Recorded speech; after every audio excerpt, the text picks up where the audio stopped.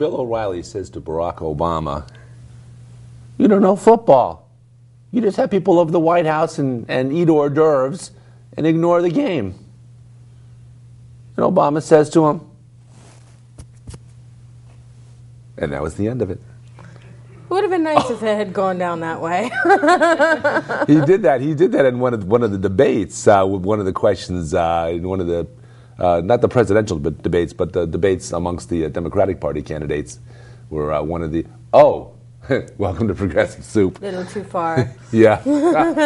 My name is David Stevenson. Gene Hislop, my co-host.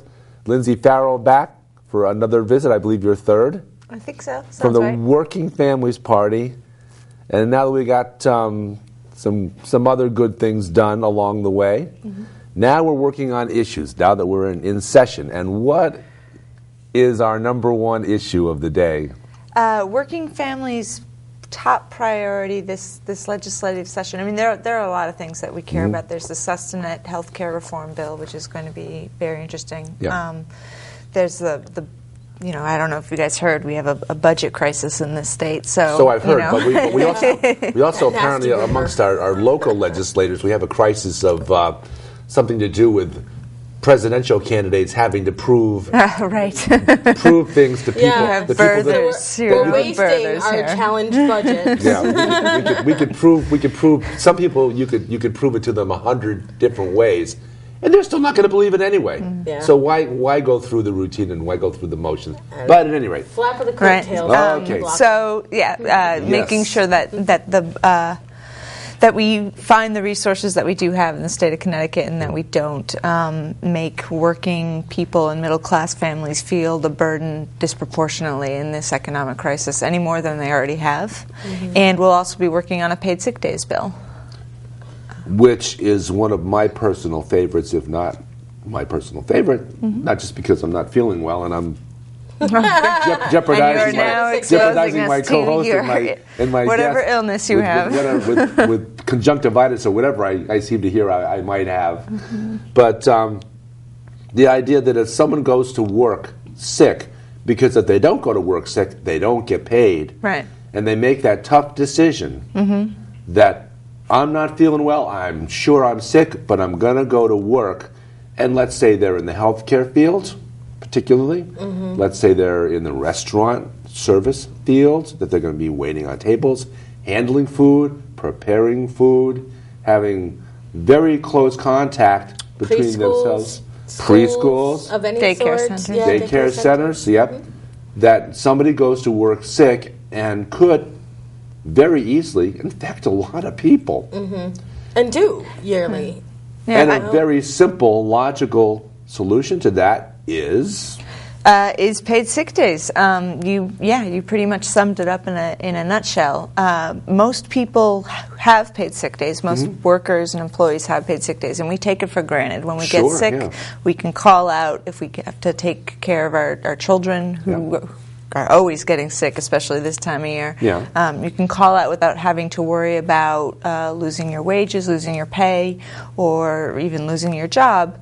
But actually over 500,000 of the workers in the state of Connecticut don't get a single paid sick day a year. They have no paid time off whatsoever to deal with their health issues or the health issues of their family.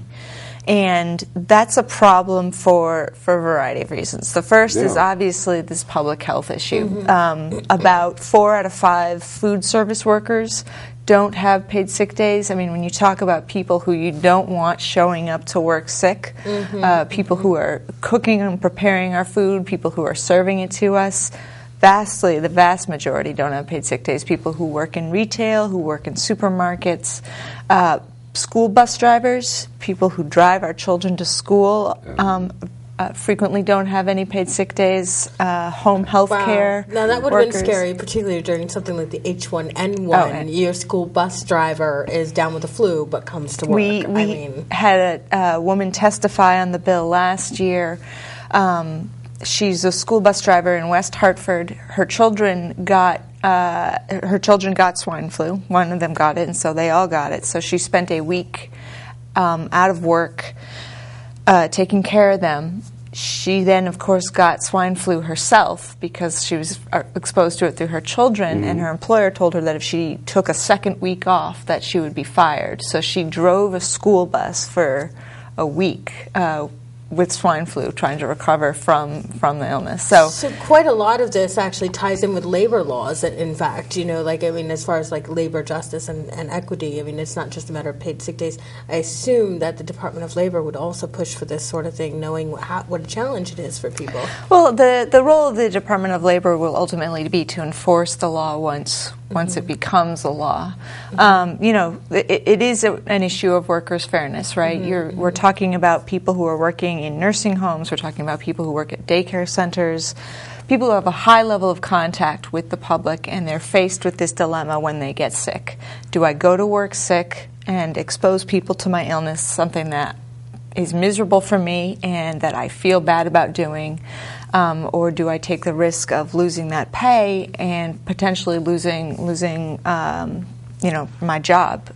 We talk to countless workers who have been told, if you call out, they try to call out sick, and they're told if you don't show up today, then just don't come back tomorrow. Correct.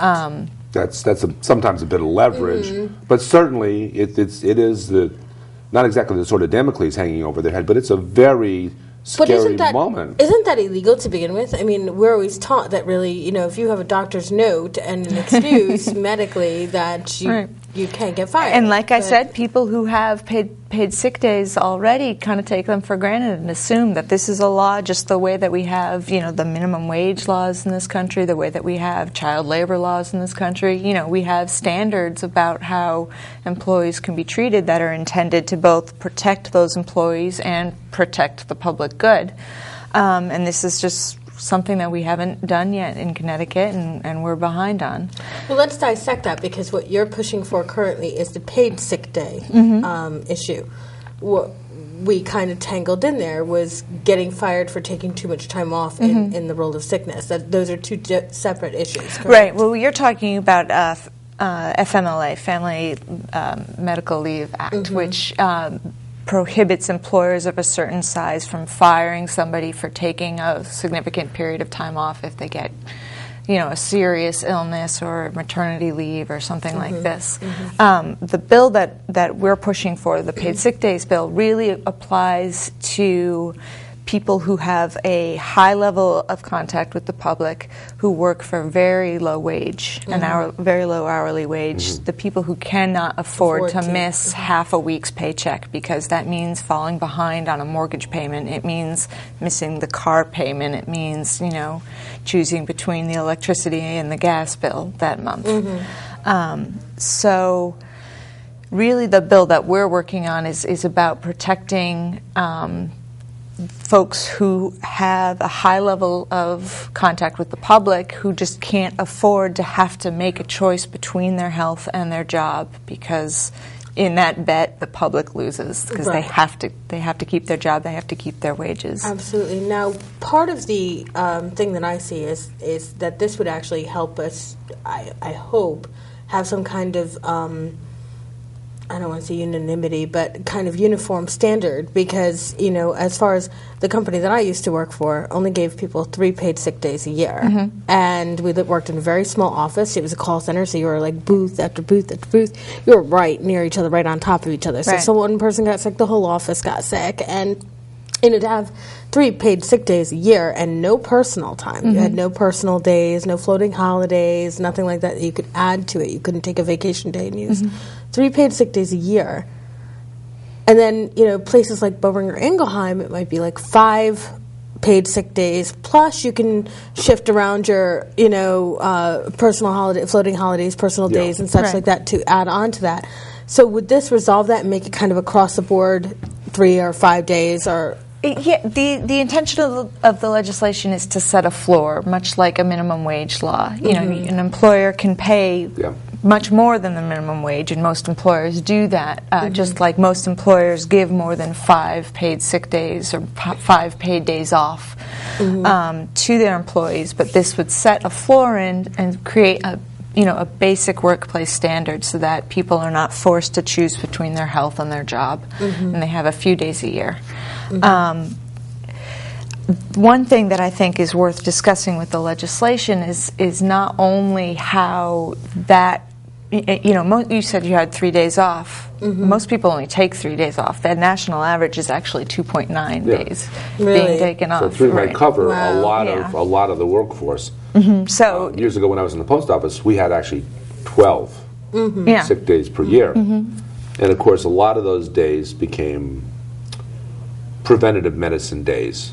Yes. Mental health kind of days you just needed to get out from work. Which was very important in the post office. Absolutely. We had a list of people who were certainly judged. I was only there 7.5 years, but we did have a list of people that were judged most likely to come to work with a gun. Oh, God. But I think you're right about 3, 5, 6, something along those lines. At least to have some basis some basic standard. that people will have the opportunity to not be fearful of losing their job or missing a day's pay. Right. Something that allows them to stay healthy, and again, preventative medicine. Not just, and maybe the bigger overarching picture here is not even for the individual worker or for their family, but it's the people that they come in contact with every day. Someone in a restaurant might be in close contact with 20, 30 people. Well, more than that, if than you've that. ever worked in a You're talking restaurant. 80 to But yeah. 100 people. But it's a large group of people, and if you're sick, and you go to work knowing you're sick, you could be infecting a fair number of those people. The Center for Disease Control actually has some statistics on that. There's a thing called a norovirus, which we generally call like a 24-hour bug or stomach flu. It's vomiting, diarrhea, that kind of thing. There are about 22 million cases of that in the United States every year, and about half of them are attributable to sick food service workers. So you are totally right that this is a serious public health concern. I'm also glad that you brought up the preventive care portion of the legislation. The legislation not only allows you to call out when you're sick and when you're contagious and when you have to take care of yourself or your child, but it also allows you to seek preventive care, to seek routine care, which is very, very important if we're going to talk about a model of preventive medicine. It doesn't matter what side of the political spectrum you're on at this point. I think both sides are agreeing that preventive care is an important part of not only having better health outcomes for people, but also saving money. Somebody who can't take time off of work because they can't afford to miss half a day's pay to go to the doctor to check out that mole on their skin, and then it turns into cancer, or they can't take the time off to get over a very simple bug that they have, and then it develops into pneumonia.